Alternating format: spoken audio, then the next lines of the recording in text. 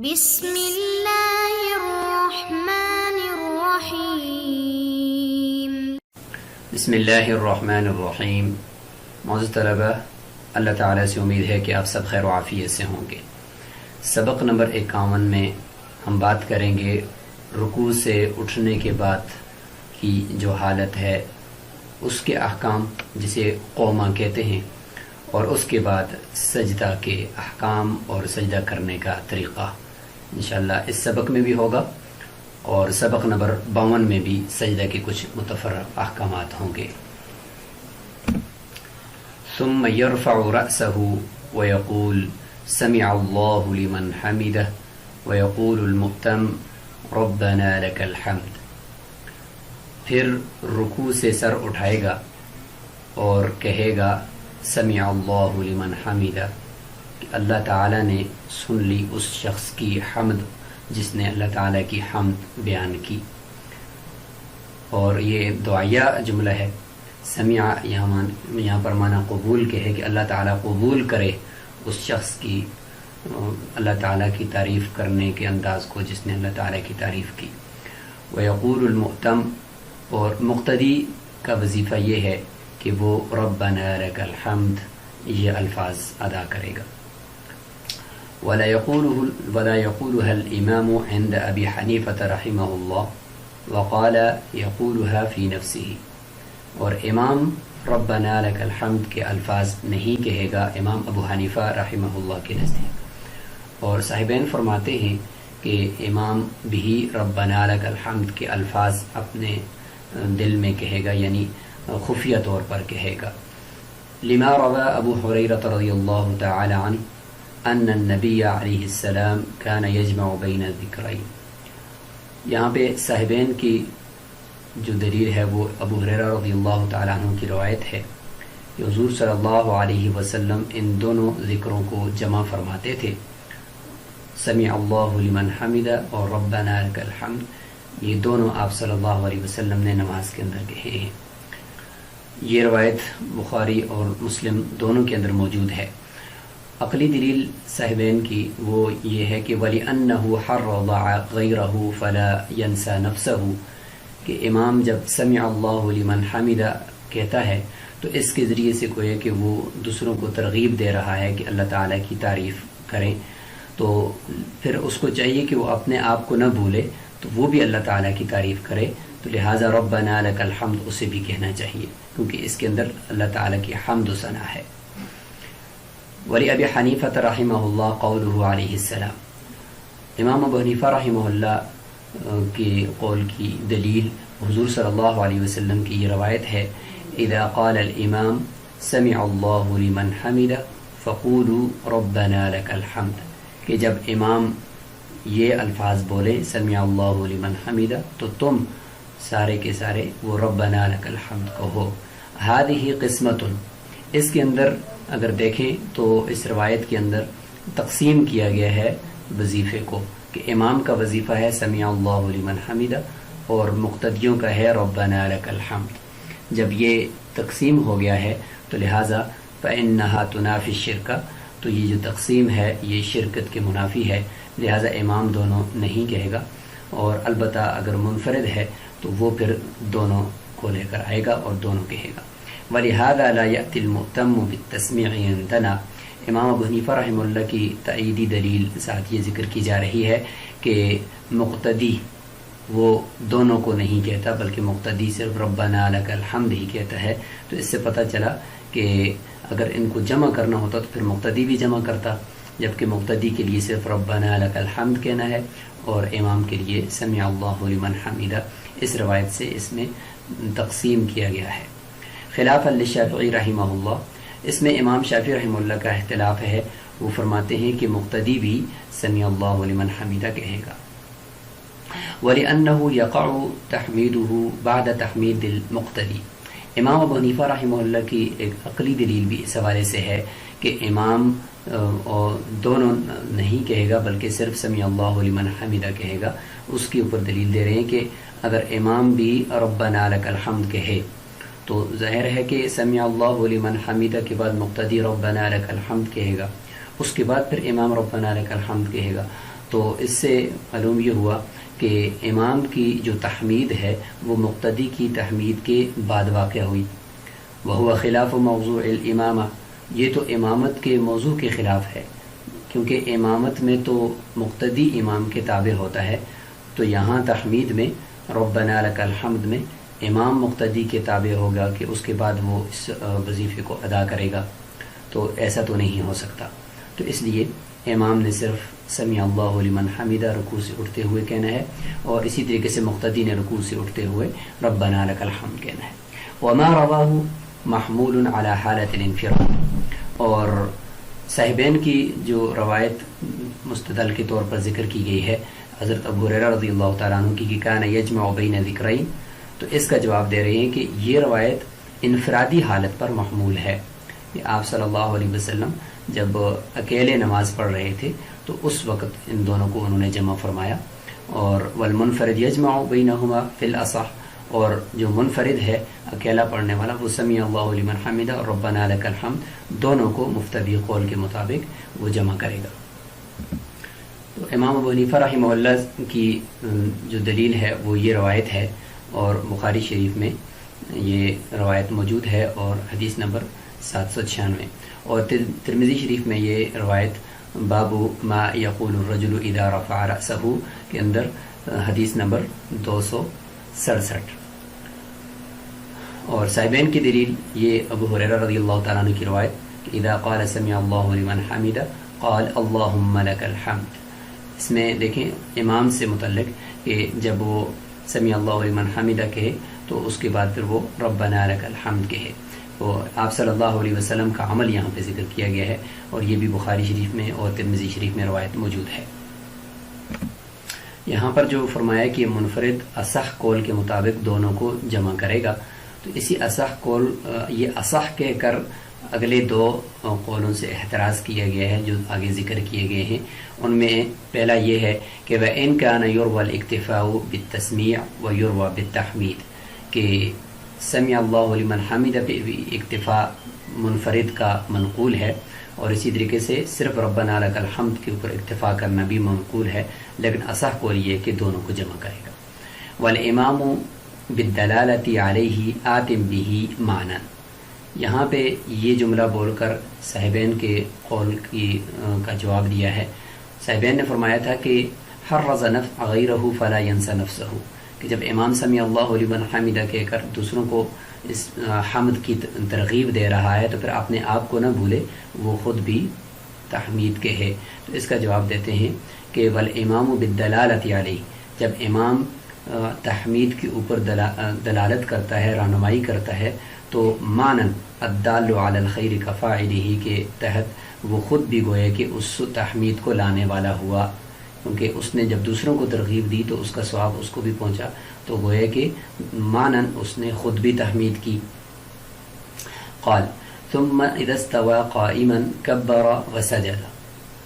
پھر جب سیدھا کھڑا ہوگا تو کھڑا ہونے لگے گا اپنے رکوع سے قومے کی طرف تو تکبیر کہے گا، اور یعنی پھر جب مکمل طور پر وہ کھڑا ہو جائے گا قومے میں اور سمیع اللہ لمن حمدہ ربنا لک الحمد یہ مکمل ہو گیا، اس کے بعد ابھی تکبیر کہے گا سجدے کے لیے، وسجدہ اور سجدے کی طرف چلا جائے گا. اما التکبیر والسجود فلما بینا،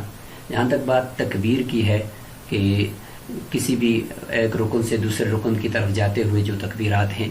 اس حوالے سے ماقبل میں روایت گزر چکی کہ آپ صلی اللہ علیہ وسلم یکبروا کل حفظ و رفع، کہ ہر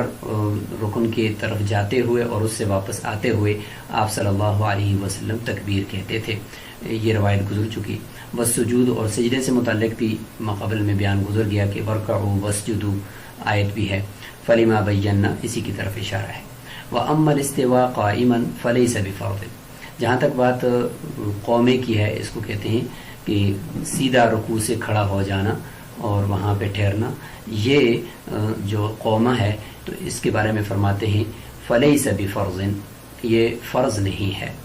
وقت الجلسۃ بین السجدتین، اسی طریقے سے دو سجدوں کے درمیان جو بیٹھنا ہے یہ بھی، والطمأنینۃ فی الرکوع والسجود، اور رکوع اور سجدے کے اندر جا کر ٹھہرنا اور اطمینان کے ساتھ کرنا یہ بھی فرماتے ہیں کہ فرض نہیں ہے۔ تو تین چیزیں ذکر کی جا رہی ہیں، قوما، جلسہ اور رکوع اور سجدے کو اطمینان کے ساتھ ٹھہر کر کرنا، وہاں پہ جا کر ٹھہرنا کچھ دیر کے لیے، یہ فرض نہیں ہے طرفین کے نزدیک۔ ھذا عند ابی حنیفہ و محمد رحمہم اللہ۔ امام ابو یوسف رحمہ اللہ فرماتے ہیں کہ یفترض ذلک کلہ، کہ یہ سارے کے سارے تینوں کے تینوں جو اعمال ہیں یہ فرض ہیں۔ وہو قول شافعی رحمہ اللہ، یہ امام شافعی رحمہ اللہ کا بھی قول ہے۔ دلیل امام ابو یوسف رحمہ اللہ اور امام شافعی رحمہ اللہ کی ذکر کی جا رہی ہے۔ آپ صلی اللہ علیہ وسلم کا یہ قول، جو ایک دیہاتی وہ نماز پڑھ رہا تھا اور حضور صلی اللہ علیہ وسلم قریب میں تھے، جب وہ نماز پڑھ کر حضور صلی اللہ علیہ وسلم کے پاس آیا اور سلام کیا تو آپ صلی اللہ علیہ وسلم فرمائے کہ قم فصلی فإنک لم تصلی، کہ اٹھیے نماز پڑھیں، اور دوبارہ آپ نے یعنی نماز پڑھی ہی نہیں ہے۔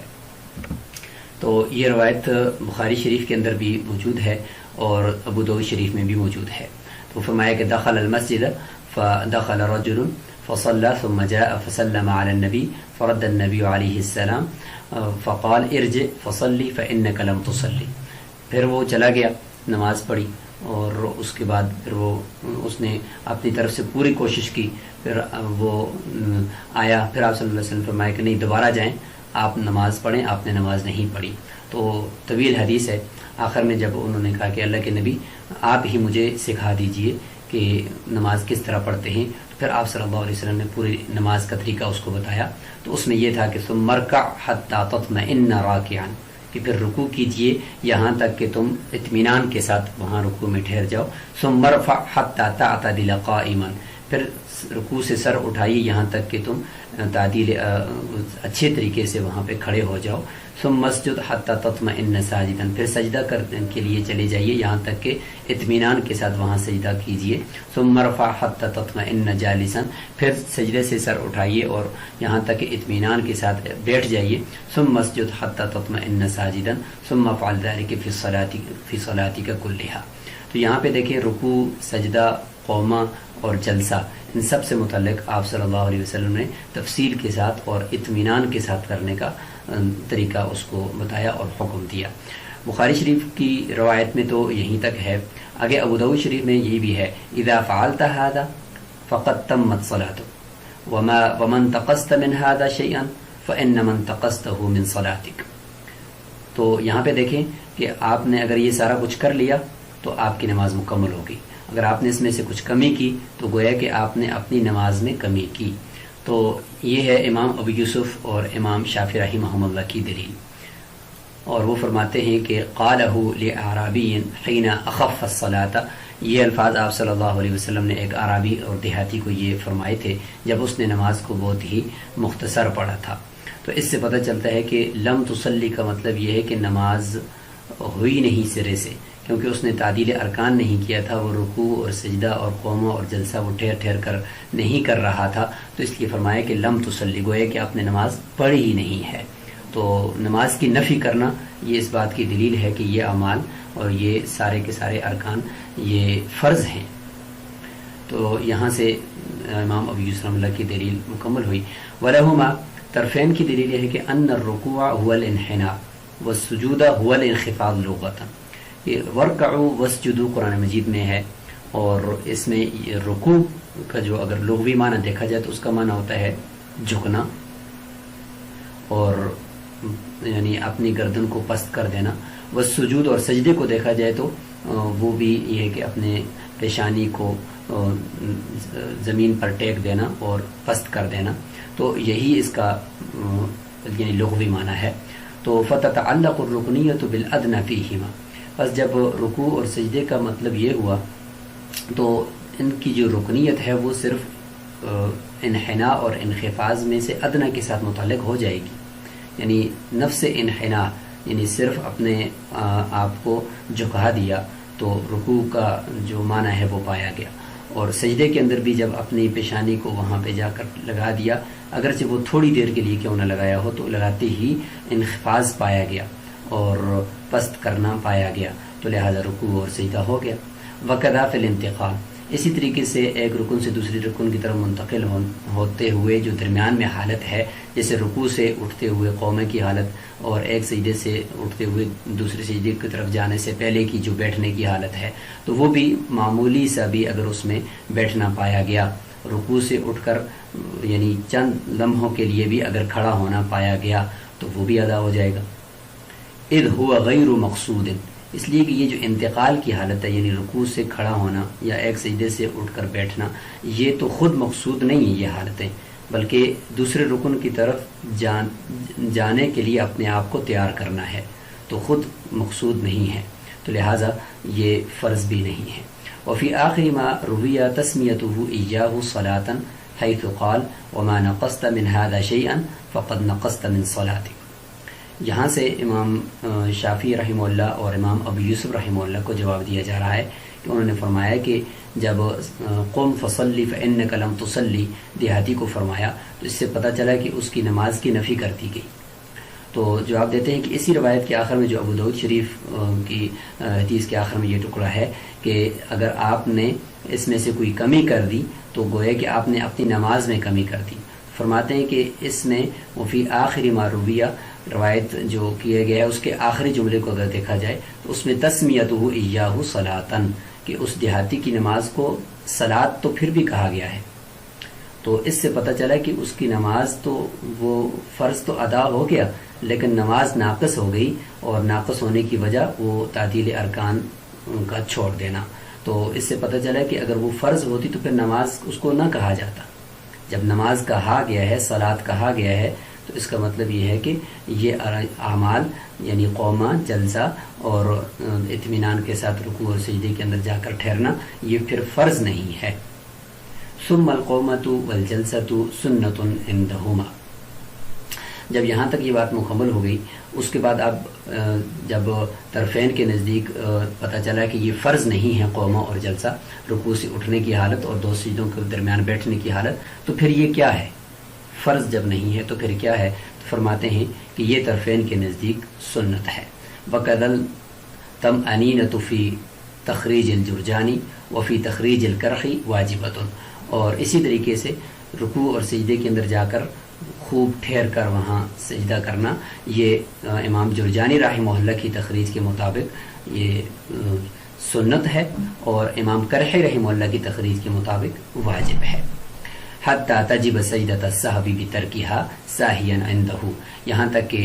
اگر کوئی آدمی اس کو چھوڑ دے بھول کر اور اس نے اچھی طریقے سے رکوع اور سجدہ نہیں کیا، تو وہ اسی طریقے سے قومہ اور جلسہ نہیں کیا، اگر اس نے صحیح ٹھہر کر، تو اس کے اوپر سجدہ سہو لازم ہوگا۔ تو یہی امام کرحی رحمہ اللہ کی جو تخریج ہے وہ اس کے مطابق ہی فتویٰ ہے کہ طرفین کے نزدیک بھی قومہ، جلسہ اور رکوع کے اندر جا کر خوب ٹھہر کر رکوع کرنا یہ واجب کا درجہ رکھتا ہے، اور یہی مفتدی اور راجح قول ہے طرفین کے نزدیک۔ اور واجب ہونے کی جو دلیل ہے وہ حضور صلی اللہ علیہ وسلم کا قول حضرت ابو مسعود الانصاری رضی اللہ تعالیٰ عنہ کی روایت ہے کہ لا تجزئ صلاة لا يقیم الرجل فیها صلبہ فی الرکوع وفی السجود، یعنی اس آدمی کی نماز ناقص ہی رہے گی، اور اس کی نماز کے لیے تیزی کے ساتھ ارکان کا ادا کرنا یہ نماز کے لیے کافی نہیں ہے، لہٰذا ایسی نماز ناقص رہے گی کہ جس کے اندر انسان اپنی پیٹھ کو بالکل سیدھا نہ رکھے رکوع میں اور اسی طریقے سے سجدے میں۔ تو یہ ترمذی شریف کی روایت ہے، تو اس سے یہ تعدیل ارکان کا واجب ہونا ثابت ہوا۔ اسی طریقے سے یہی اعرابی کی جو روایت ہے تو اس میں حکم دیا جا رہا ہے کہ آپ اس طرح کریں، آپ رکوع، سجدہ، قومہ اور جلسے کے اندر اطمینان کے ساتھ یہ اعمال ادا کریں، تو اس سے بھی وجوب ثابت ہوتا ہے۔ وَيَعْتَمِدُ بِيَدَيْهِ عَلَى الْأَرْضِ، پھر اپنے دونوں ہاتھوں کو زمین کے اوپر رکھے گا، اور سجدہ کا ابھی حکم اور اس کا طریقہ بتایا جا رہا ہے، اور ہاتھوں کو زمین پر رکھنے سے متعلق روایت ذکر کی جا رہی ہے کہ لِأَنَّ وائل ابن حجر وصف صلاۃ رسول اللہ صلی اللہ علیہ وسلم کہ وائل بن حجر رضی اللہ تعالیٰ عنہ نے رسول اللہ صلی اللہ علیہ وسلم کی نماز کا طریقہ بیان فرمایا اور فرمایا کہ فسجدہ سجدہ فرمانے لگے، ودعم علی راحتیہ اور اسی طریقے سے اپنی ہتھیلیوں کے اوپر ٹیک لگایا زمین کے اوپر، و رفع عجیزتہ اور اپنی سرین کو اوپر کیا بلند کیا، قال اور مصنف فرماتے ہیں کہ ووضع وجہہ بین کفیہ ویدیہ حذاء اذنیہ اور اپنے جو چہرہ ہے اس کو اپنی دونوں ہتھیلیوں کے درمیان رکھے گا سجدہ کے دوران، اور ویدیہ اور اپنے دونوں ہاتھوں کے درمیان، حذاء اذنیہ اور اپنے جو دونوں ہاتھ ہیں ان کو کہاں رکھے گا؟ فرماتے ہیں کہ حذاء اذنیہ اپنے دونوں کانوں کے برابر میں رکھے گا، تو ہاتھ دونوں کانوں کے برابر میں اور چہرہ دونوں ہتھیلیوں کے درمیان میں رکھے گا۔ لما رویہ جس طریقے سے روایت ہے آپ صلی اللہ علیہ وسلم کی انہ علیہ السلام فعل کذالک کہ آپ صلی اللہ علیہ وسلم نے اسی طریقے سے کیا ہے۔ ابھی روایت کو انشاءاللہ ہم دیکھ لیتے ہیں۔ قال اور فرمایا کہ وسجد علی انفہ وجبہتہ اور سجدہ کرے گا اپنے ناک کے اوپر اور اپنی پیشانی کے اوپر، لأن النبی صلی اللہ علیہ وسلم واظب علیہ کیونکہ آپ صلی اللہ علیہ وسلم نے سجدہ کے دوران اپنے ناک اور پیشانی کو زمین پر ٹیکا ہے اور اس کے اوپر مواظبت فرمائی ہے۔ فإن اقتصر على أحدهما جاز عند أبي حنیفة رحمہ اللہ اگر پیشانی اور ناک ان میں سے کسی ایک پر اکتفا کر لیا سجدے میں،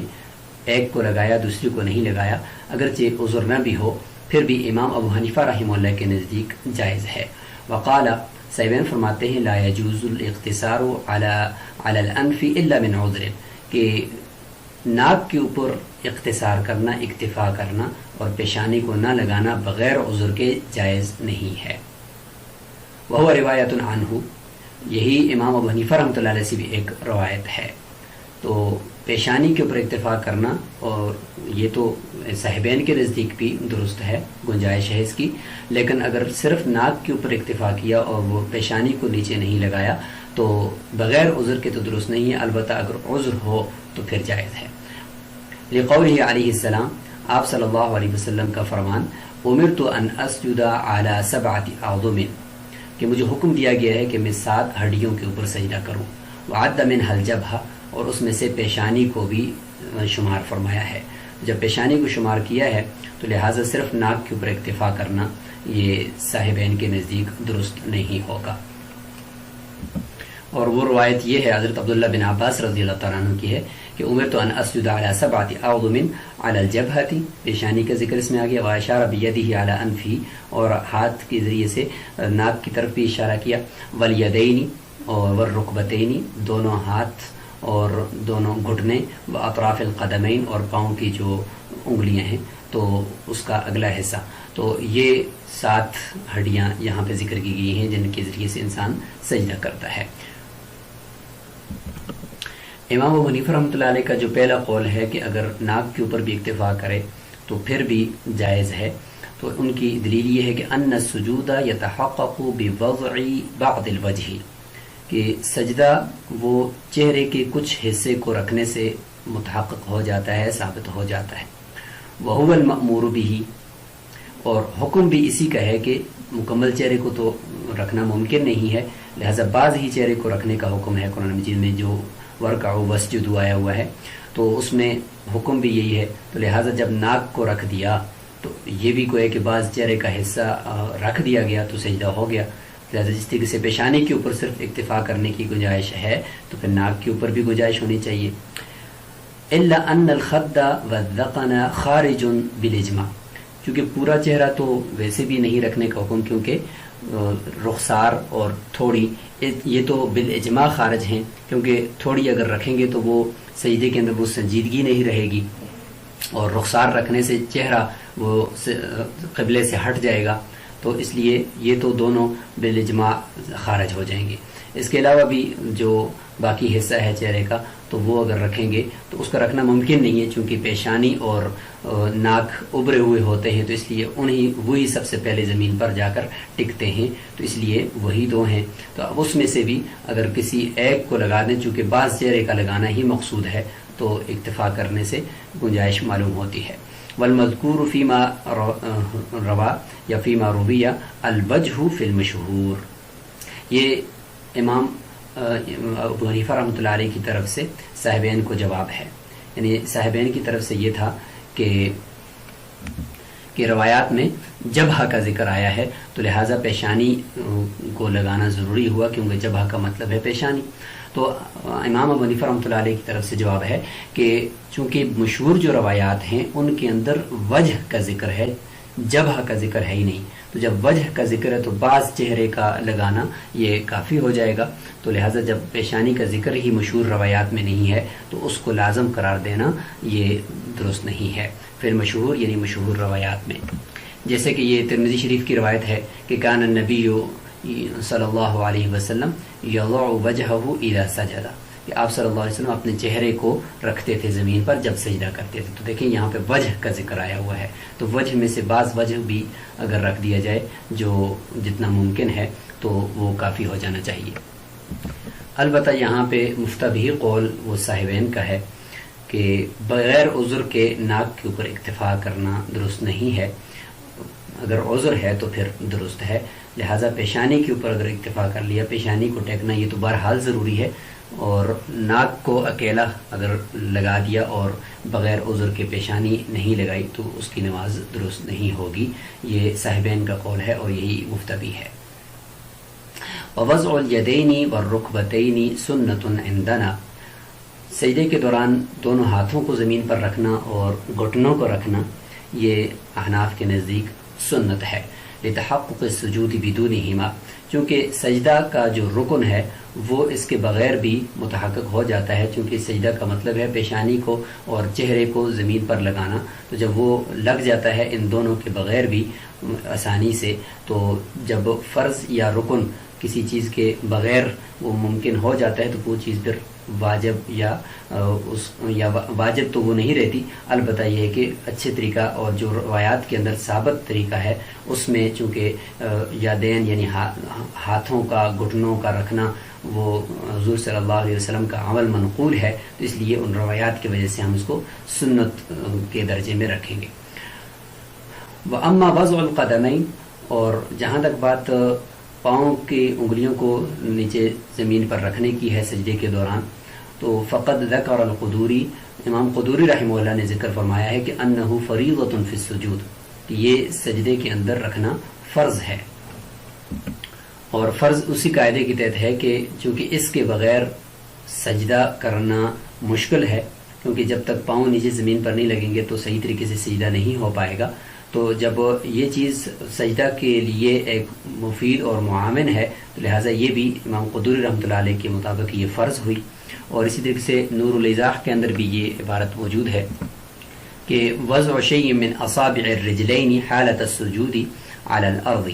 کہتے ہیں کہ یہ انگلیوں کے پاؤں کی انگلیوں کو سجدے کی حالت میں نیچے زمین پر رکھنا یہ ضروری ہے، اور ولا یکفی وضع ظاہر القدم، اور اسی طریقے سے قدم کی جو پیچھے اوپر والا حصہ ہے اس کو رکھنا کافی نہیں ہے، بلکہ انگلیوں کا نیچے زمین پر رکھنا یہ ضروری ہے، نور الايضاح کے اندر یہ موجود ہے۔ اور اسی طریقے سے ہاتھوں اور گھٹنوں کا اور باقی قدموں سے متعلق جو روایات موجود ہے وہ یہ ہے کہ اذا سجد العبد سجد معه سبعۃ اعراب، یعنی جب انسان سجدہ کرتا ہے تو اس کے یہ سارے اعضاء بھی ساتھ ساتھ سجدہ کر رہے ہوتے ہیں، اس کا چہرہ، اس کی دونوں ہتھیلیاں، اس کے گھٹنے اور اس کے دونوں پاؤں۔ البتہ راجح قول اس میں یہی ہے کہ یہ قدموں کا رکھنا فرض تو نہیں، لیکن اگر مکمل سجدے کی حالت میں پاؤں کا کچھ حصہ بھی، یعنی دونوں میں سے کسی ایک پاؤں کی ایک انگلی بھی اگر زمین کے اوپر نہیں لگی تو چونکہ سجدہ ہوا نہیں اور اس طریقے سے نماز درست نہیں ہوگی،